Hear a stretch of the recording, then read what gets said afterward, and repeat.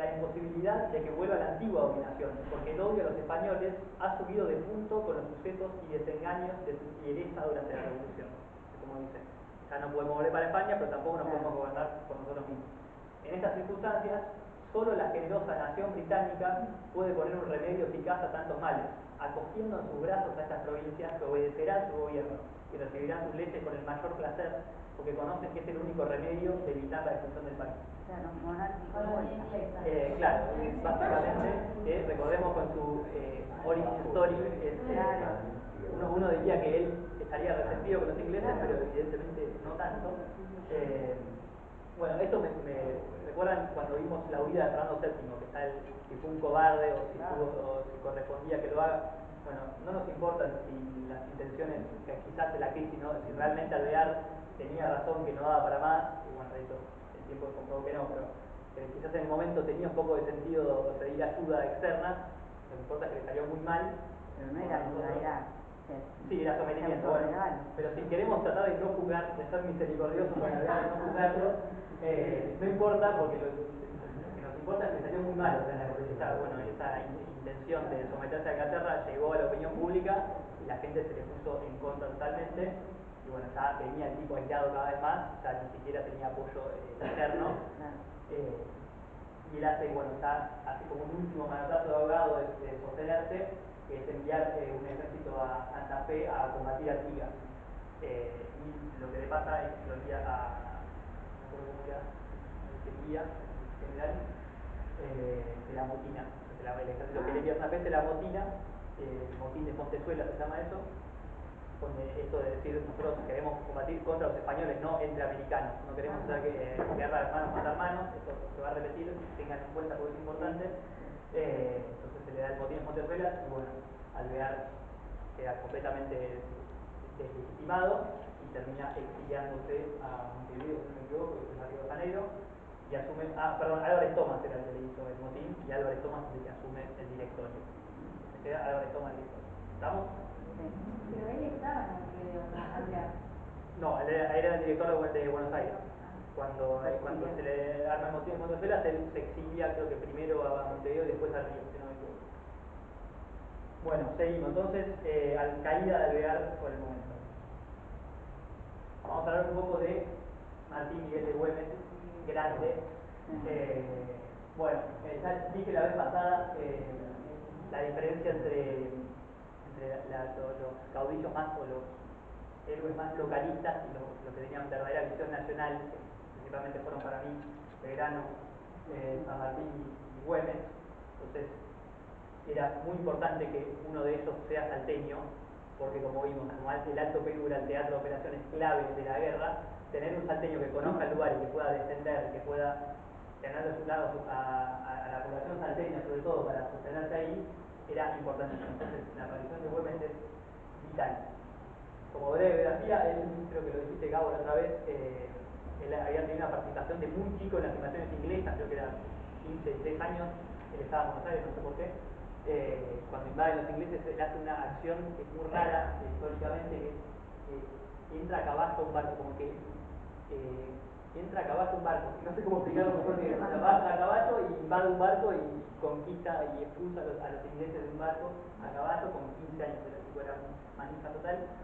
Tiene una participación importante en la batalla de Suipacha, que es la primera victoria nuestra en el Alto Perú, y después cuando es la batalla de Tucumán en Salta, él no está en Salta, sino que está en la banda oriental, si no me equivoco. Pero bueno, una vez que perdemos en Alto Uma, él regresa a Salta y después San Martín lo asciende a general y le da esta misión de contener a los españoles, unos gauchos, la cantidad de gauchos en guerras irregulares.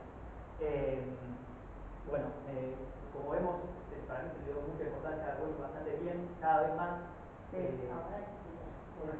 feriado instaurado por Mauricio Macri, gran acción de Mauricio Macri para mí en su gobierno cuando puso el feriado de Güemes, que es cosa rara que él no era un apasionado de la historia, no sale que uno consideraría que está metido en un tema, pero la pegó, me gustó.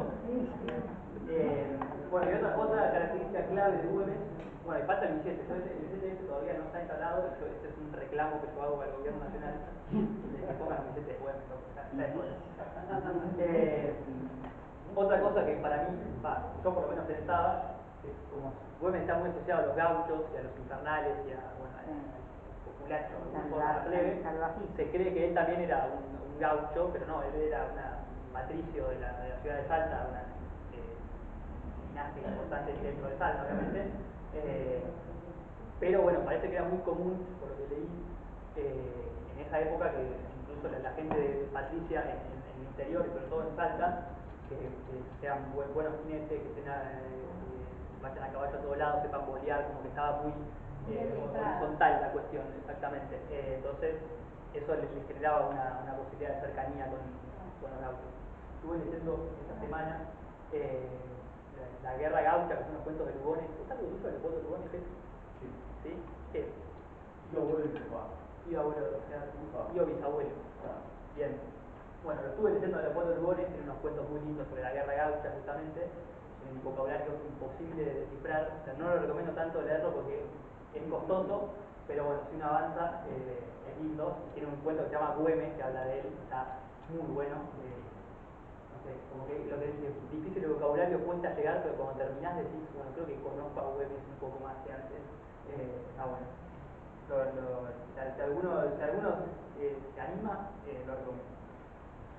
Bueno, entonces su defensa de la frontera norte fue espectacular, o sea, realmente un momento clave, contuvo a los españoles con eso, solo por ser el tipo que conocía el terreno, eso era importante, porque siempre los que iban al ejército del norte generalmente venían de Buenos Aires y no conocían ni las poblaciones de ahí, y mucho menos, no sé si alguna vez alguno viajó a la Quebrada o Huaca, pero no es un lugar que uno lucharía una guerra probablemente, o sea, uno le elegiría para pelear una batalla, y bueno, si no lo conoces, menos todavía. Entonces tener a alguien de ahí fue importante.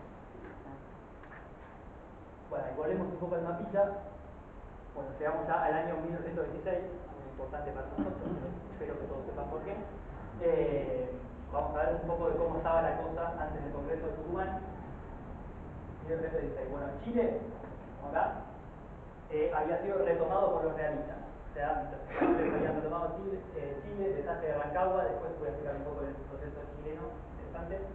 El Alto Perú, bueno, después de la derrota de Belgrano, completamente perdido, estaba, bueno, y había una especie de interna entre Güemes y Rondó, que es importante. Rondó, jefe del ejército del norte, y Güemes, que era el teniente de los infernales. Bueno, hay una especie de interna entre ellos. Y bueno, y después tenemos el litoral, que es con el artilismo, obviamente, que convocan en 1915 el Congreso de Oriente, también bastante interesante eso, que es como una especie de algo similar a lo que hizo el Congreso de Tucumán, pero entre esas cuatro provincias, Santa Fe, Entre Ríos, Noreste y Urbano Oriental, que se perdieron los archivos, pero bueno, se dice que quizás ellos también proclamaron la independencia de España antes que nosotros. Los revisionistas siempre lo realzan mucho el Congreso de Oriente como algo que después quedó medio tapado por la historia oficial de este comité. Pero bueno, lo que voy es que entonces tenemos Chile, Alto Perú y Urbano Oriental fuera de los brazos porteños, entonces estaba como en decadencia un poco la revolución. Y Álvarez Thomas, que asume el director en ese contexto, intenta solucionar estas dos cosas. Primero el tema de la unidad nacional, busca un poco conseguir la paz con Artigas como su primer objetivo, y después llamar al Congreso de Tucumán, que es su logro, lo que va a lograr hacer. La paz con Artigas fracasa, porque Artigas se ve superior, sobre todo en ese momento, se da cuenta que Álvarez Thomas necesitaba la paz y le parece que le pide demasiadas concesiones y bueno, no las puede aceptar el gobierno de Buenos Aires, entonces no se logra esa paz. Ahí, bueno, detalles de los Álvarez Thomas entonces envía al general Viamonte a combatir a Artigas, y Viamonte le hace como una especie de golpe de estado, un motín, que es Stanislao López, un personaje muy importante que vamos a hablar mucho en la clase que viene, un caudillo santafesino, hace como su aparición en la historia ahí. Y bueno, y se da el pacto de Santo Tomé, o sea, nuevamente le pasa lo mismo que él había hecho Álvarez Thomas, de amotinársele a Alvear porque no quería pelear contra hermanos. Bueno, otra vez le pasa a él, no quieren pelear internamente argentinos con argentinos por el momento. Bueno, y ahora Tomás logra convocar al Congreso como su aporte a la historia, que convoca al Congreso Nacional de Tucumán, no es poco, pero es interesante lo que decía recién, o sea, es raro que se haya tomado esa decisión de llevar adelante el Congreso de Tucumán en un momento de tanto aislamiento de Buenos Aires, de tanta crisis, o sea, como que no sé si fue algo a la desesperada o que nada, como que en un momento de crisis era necesario juntarse. Es lo que siempre dice Ruggeri, que antes del Mundial 86 se juntaron en el vestuario y se cagaron a insultos, perdón, que estoy una charla. Bueno, en la doctrina Ruggeri aplicó a Lorenzo Tomás, dice, bueno, vamos a juntarnos en un congreso a hablar lo que tenemos que hablar y salimos adelante todos juntos. Bueno, eso San Martín, al que ahora vamos a volver, estaba muy interesado que eso suceda. Claro, porque él Él necesitaba la independencia para vamos a dar unas citas para San Martín. Bueno, en el Congreso participan todas las provincias, lo que era en ese momento las Provincias Unidas, excepto las del Congreso de Oriente, claramente. Córdoba sí participa, Córdoba fueron los dos, por ejemplo, los dos. Había un par de representantes altoperuanos también, eso es interesante, Malavia, por ejemplo. ¿Pero por qué? Porque había algunas ciudades del Alto Perú todavía eran criollos, como eran insurgentes criollos, a pesar de que el Alto Perú estaba generalmente controlado por los españoles, había algunos que eran criollos y enviaron sus diputados. Sí. Bueno, acá San Martín, esto es lo que decía vos, vemos el interés que tenía San Martín en la independencia. Le manda una carta a Godoy Cruz, que era una especie de amigo también de la logia, que San Martín no estuvo en el Congreso de Tucumán, pero bueno, envió manejaba a algunos de los que estaban ahí. Le manda esta carta. ¿Hasta cuándo esperaremos declarar nuestra independencia?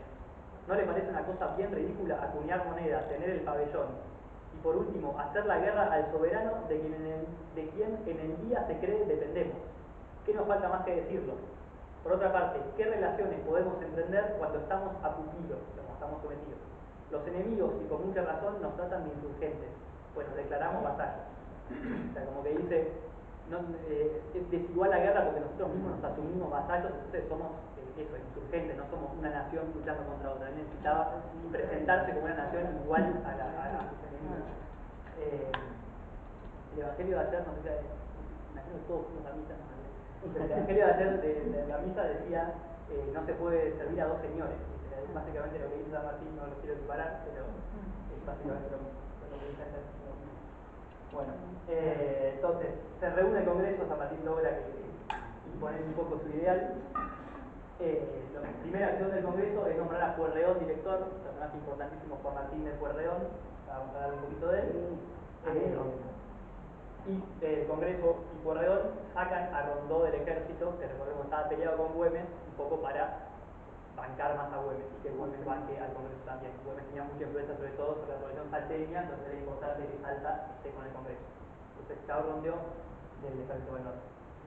Y bueno, otro tema clave del Congreso es la decisión por la forma política que iba a asumir Argentina a partir de ahora. Bueno, cómo nos íbamos a organizar básicamente, iba a haber una constitución, etcétera. Ahí aparece, no sé si les suena, la idea de Belgrano de poner una monarquía incaica, de establecer un inca como monarca y recuperar el linaje de Atahualpa, bueno, de lo que había sacado España como para legitimar. La verdad que no estuvo ni cerca de que eso pase, los otros le reían un poco a Belgrano, supongo, cuando propuso eso, pero bueno, Belgrano, me olvidé de decirlo, él había hecho como una especie de un viaje diplomático con Rivadavia a Europa antes, a conseguir el reconocimiento de las potencias europeas a la independencia, ¿no? al Estado de las Provincias Unidas.